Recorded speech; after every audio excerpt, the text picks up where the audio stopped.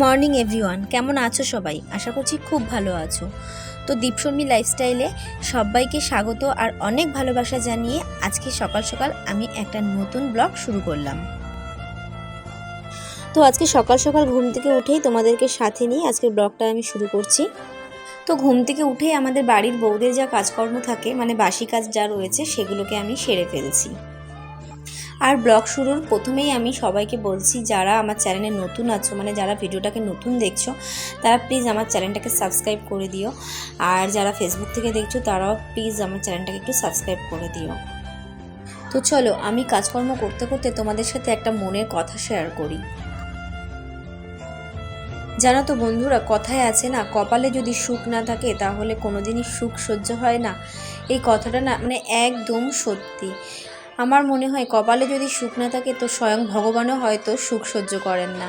তো এবার তোমরা বলবে যে এই কথাটা কেন দিদিভাই বলল, কেনই বা এই কথাটা বলল? হ্যাঁ, এটাই বললাম তার কারণ আমার সঙ্গে সত্যি এরকম অনেক কিছু ঘটে যাচ্ছে, যার কারণে আমি এটা রিয়েলাইজ করছি। আমারও মনে হচ্ছে যে এই কথাটা হয়তো সত্যিই বাস্তবে হয়।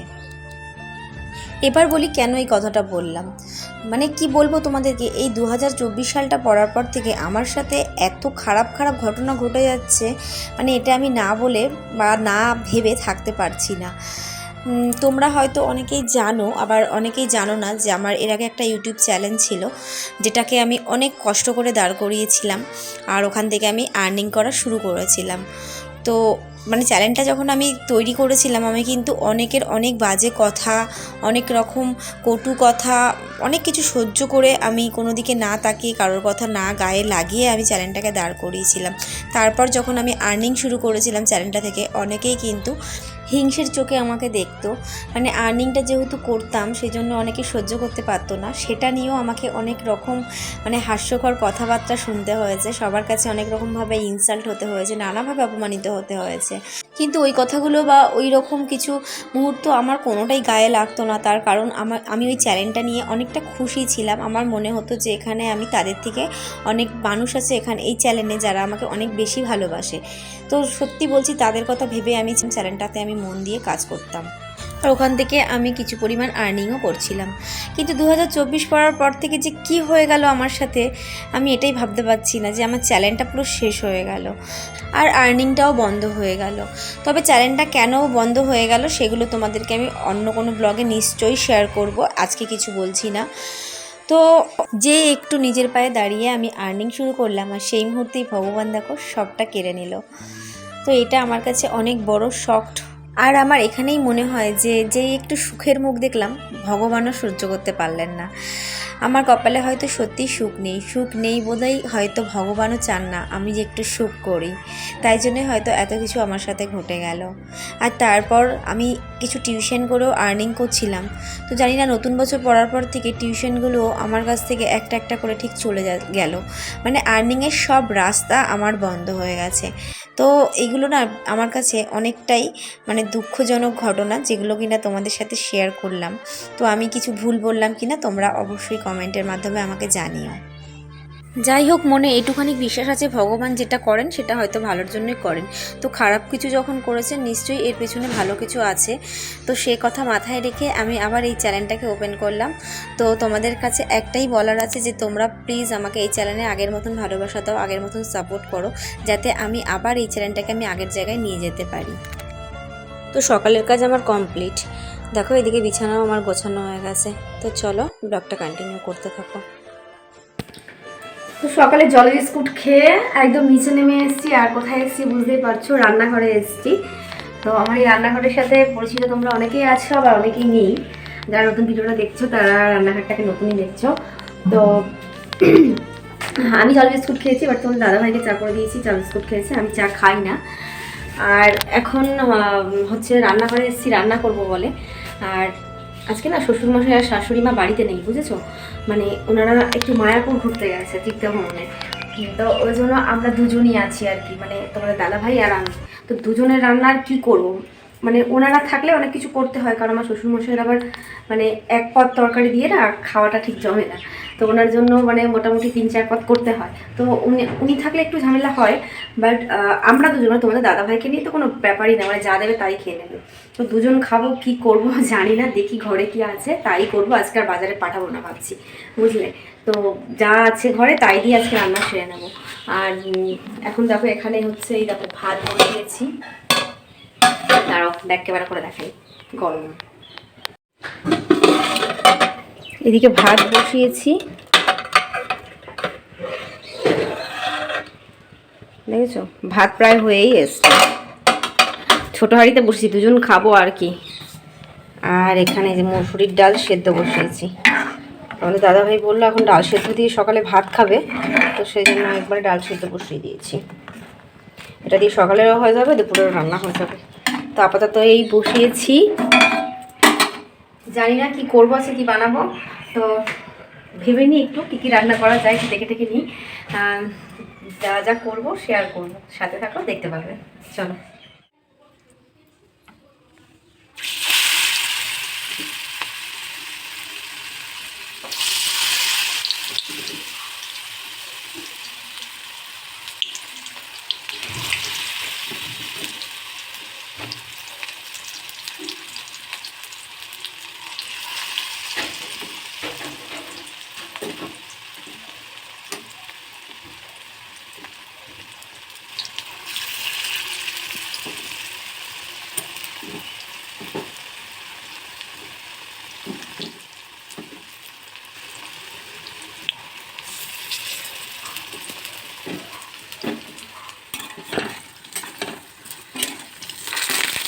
তো গরম গরম পেঁয়াজি ভেজে নিলাম লাল লাল করে, আর এটা কিন্তু অল্প তেলেই ভেজেছি।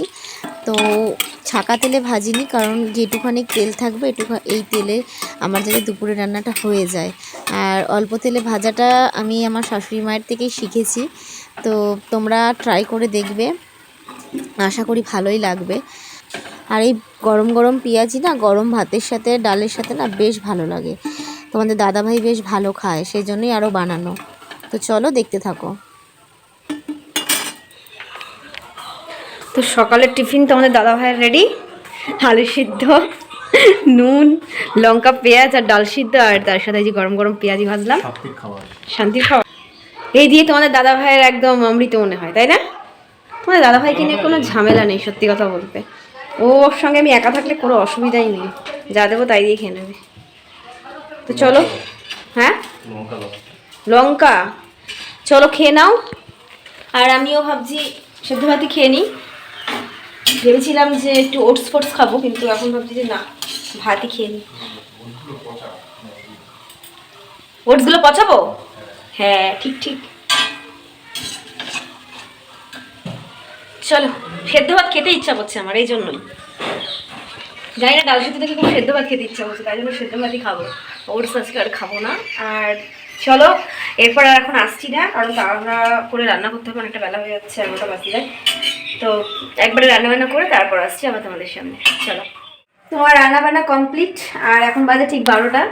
তো দেখো রান্নাঘরের কি অবস্থা, যাচ্ছে তাই অবস্থা। তো চলো মেনুগুলো তোমাদের সাথে একটু শেয়ার করি যে কী কী রান্না করলাম। এই যে ভাত, এক হাঁড়ি ভাত, আর ওই যে বললাম পেঁয়াজি ভাজছিলাম গরম গরম, সকালে খাওয়া হয়েছে, আর কপিস রয়েছে দুপুরে খাওয়ার জন্য। আর তার সাথে হচ্ছে এই যে টমেটো দিয়ে টক ডাল, টমেটো আর মটরশুঁটি দিয়ে টক ডাল, আর এই যে ডিমের ঝোল।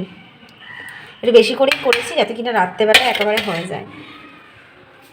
আর এদিকে দেখো কত বাসন রয়েছে, এগুলো মেজে ফেলতে হবে। আর এদিকে গ্যাসের কি অবস্থা, সমস্ত রান্নাঘরটা এখন পরিষ্কার করতে হবে, কি যাচ্ছে তাই অবস্থা হয়ে রয়েছে।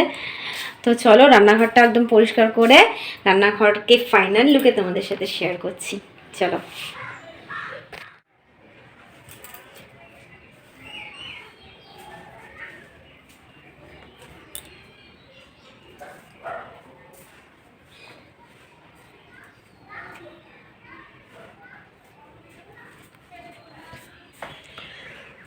তো আমার ছোট্ট রান্নাঘর, সরি আমার নয়, আমাদের ছোট্ট রান্নাঘর। এটা হচ্ছে আমার শাশুড়ি মায়ের রান্নাঘর, মানে অনেক আগেকার এটা রান্নাঘর। এই মানে রান্নাঘরের অনেকটা বয়স হয়ে গেছে, তো এই জন্য এই অবস্থা। যাই হোক, তো রান্নাঘরের কাজ আমার কমপ্লিট। তো এখন হচ্ছে আমি স্নানে যাব, সব পরিষ্কার করা হয়ে গেছে। তো চলো ফ্রেশ করে এখন আমি ওপরে যাই। স্কিনটার অবস্থা দেখো কি হয়েছে, যাচ্ছে তাই অবস্থা। তো স্নান করতে যাওয়ার আগে একটুখানি না মুখটার দিকে তাকিয়ে দেখছিলাম যে কি অবস্থা হয়েছে। মানে এ কদিন ডিপ্রেশনে আর টেনশানে থেকে থেকে নিজের চেহারার দিকে একটুখানি তো দেখিনি, মানে চেনাই যাচ্ছে না মুখ চোখের কি অবস্থা। প্রচণ্ড ট্যান পড়েছে, যেমন হাতে সেরকম মানে সব কিছুতে, গলায়, পিঠে, আর এই রোদের মধ্যে বসে বসে কাঁচা, মানে স্কিনের যাচ্ছে তাই অবস্থা।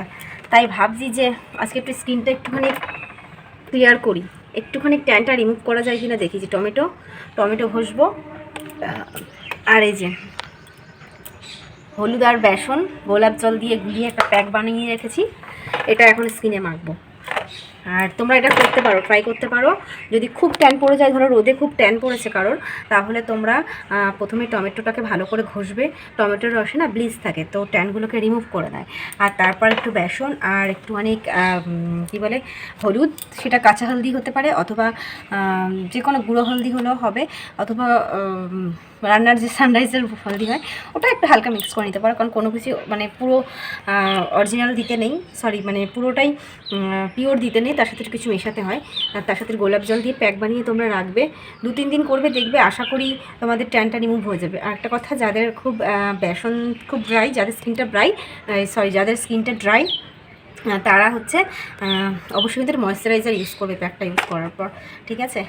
তো চলো প্যাকটাকে আমি লাগিয়ে নিই। হাউ, ভয় টয় পেও না কেউ, জানি ভয় পাবে না, তবুও তো আমার দেখো দেওয়া কমপ্লিট। একটু গলাতেও দিয়ে নিলাম, ঠান্ডা লেগে যায় যদিও বা, একটুখানি ঠান্ডাটা জাস্ট সেরেছে আর মাখা শুরু করে দিয়েছি। যাই হোক, অনেকদিন মাখি না তাই মাখলাম। তো চলো এখন একটু শুকিয়ে নিই।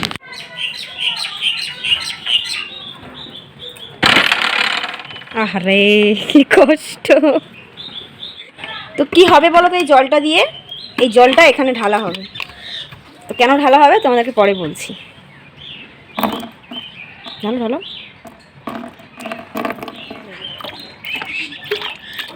ব্যাস আর ঢালতে হবে। তো এই জলটা রেখে দাও, পরে একদিন হয়ে যাবে। তোমাদের দাঁড়া হয়ে দেখো। তো অ্যাকচুয়ালি ব্যাপারটা কী হয়েছে বলো তো, এই জলটা দিয়ে না এখন আর কি মাথায় শ্যাম্পু করা হবে। তার কারণ কী বলো তো, মানে অনেক দিন হলো যে মাথাটা পুরো একটু নোংরা, শ্যাম্পু করতেই হবে। আর এবার তোমরা হয়তো বলবে বাবা দিদি কেনা জলে শ্যাম্পু করছে। অ্যাকচুয়ালি না, আমাদের বাড়ির জলটা ভীষণ খারাপ, তোমরা ব্লগ দেখতে থাকো জানতে পারবে। মানে পুরো কাদা জল মনে হয়। তো এতদিন এই জলে শ্যাম্পু করে চুলগুলো পুরো 12টা বাজিয়ে ফেলেছি। আর রিসেন্টলি আমি চুলে একটু ক্যারাটিন ট্রিটমেন্ট নিয়েছিলাম, তো ওখান থেকে আমাকে বলে দিয়েছিল যে পুরো কেনা জলে আমাকে শ্যাম্পু করতে। তো প্রত্যেকদিন তো সম্ভব না আমাদের মধ্যবিত্ত ঘরে কেনা জলে শ্যাম্পু করার। তো ওই দিকে আমাদের ওইদিকে একটা কল আছে, মানে টাইমে জল আসে, তো ওই জলটা নিয়ে এসে আমি এতদিন শ্যাম্পু করতাম। কিন্তু ওই বাড়িতে আসার পর জানতে পারছি যে কলটা খারাপ হয়ে গেছে। মানে আমি যখন ছিলাম তখন থেকে জল পাচ্ছিলাম না, আমাদের রান্না যাবতীয় সব জল ওখান থেকে হয়, কিন্তু এখন সব কিছু কেনা জলে করতে হচ্ছে। মানে কি কপাল, তাই না বলো? আর সত্যি কথা বলতে আমাদের বাড়ির মানে কলের অবস্থা এতটাই খারাপ, জলের অবস্থা, যে অ্যাকোয়াগার্ড পর্যন্ত লাগানো যাবে না। তার কারণ হচ্ছে অ্যাকোয়াগার্ড নাকি নষ্ট হয়ে যাবে, এতটাই আয়রন। তো এই জল ভালো করার একমাত্র উপায় হচ্ছে আয়রন গার্ড লাগানো। আর এই আয়রন গার্ড বাড়ি না করে আমরা মানে লাগাতে চাইছি না, নতুন সব কিছু করে একদম ফ্রেশভাবে সব কিছু লাগাতে চাইছি। আর এই যে দেখতে পাচ্ছ, তো ওই যে দেখতে পাচ্ছ তোমরা আমাদের এই মানে বাড়ি ঘর যা দেখতে পাচ্ছ, এগুলো কিন্তু অনেক আগের, মানে আমার শ্বশুর শাশুড়ির আমলের বাড়ি। মানে তারা যখন মানে একটু স্বাবলম্বী হয়েছিল তখন করেছিল সেই বাড়ি। হ্যাঁ, এটা নতুন করে এই বাড়ি আমরা এখন অবধি কিছু করিনি। আর সত্যি কথা বলতে না, ভগবান সুখ না চাইলে না কোনো দিন সুখ আসে না কপালে, এটা কিন্তু সত্যি কথা, বাস্তব সত্যি, নিজেকে দিয়ে বুঝতে পারি। মানে আমরা ঘরবাড়ি যতবার চেষ্টা করছি করতে, মানে তোমাদের দাদাভাই যতবার চেষ্টা করছে ঘরবাড়ি করতে, ততবারই কিছু না কিছু বাধা ঠিক চলেই আসছে। মানে কোনো না কোনো বাধা এসে আমাদের ঘরবাড়ি করার কাজটা আটকে যাচ্ছে। তো এই দেখো এখানে যে রড দেখতে পাচ্ছ, এটা মানে এই কিছুদিন আগে রিসেন্ট বাড়ি করবো বলে আর কি ভেবেছি, মিস্ত্রি এসে রড ভেঙে ফেলেছে। মানে রডের এই গাঁথনিগুলো ছিল রাব ঢালাইদার, সেগুলো ভেঙে ফেলেছে, বাড়িতে হাত দেবো। কিন্তু এই হট করে একটা সমস্যা চলে আসলো, যার কারণে আর বাড়িতে হাত দেওয়া হলো না। সেটা মানে একটু পার্সোনাল সমস্যা, সব কিছু তো সোশ্যাল মিডিয়াতে আনা যায় না জানোই। তো এই কারণে মানে বাড়ি ঘর কিছুই করতে পারছি না। জানি না কপালে কবে সুখ আছে, কবে বাড়ি ঘর আছে। তো এরকমই ছোট্ট একটা ঘরে আমাদের থাকতে হয়। অনেকেই হয়তো ভাবো আমাকে যে কীরকম একটা ঘরে থাকি, বাট কিছু করার নেই, করতে চাইলেও করতে পারছি না। তো ভগবান যেদিন চাইবে অবশ্যই হয়তো হবে, সবটাই ভগবানের ওপরে। ভগবান সুখ না চাইলে কোনোদিন কপালে সুখ আসে না। তো ভগবানের ওপরই ছেড়ে দিয়েছি, উনি যেদিন চাইবেন সেদিন হবে। তো যাই হোক, অনেক বেলা হয়ে যাচ্ছে, বেশি কথা বলছি, চলো স্নান করে নিজে, ওখানে শ্যাম্পু ট্যাম্পু রেখে দিচ্ছি, ওখানেই স্নান করবো, আজকে বাথরুমে যাবো না। চলো। Good evening everyone. তো দুপুরে স্নান করে আর তোমাদের সাথে ব্লগ কন্টিনিউ করতে পারিনি, একবারে আসলাম এখন ঠাকুর ঘরে পুজো দিতে। জয় রাধে রাধে, কৃষ্ণ কৃষ্ণ গোবিন্দ বলে, সাগরে মন তপস্যা করি,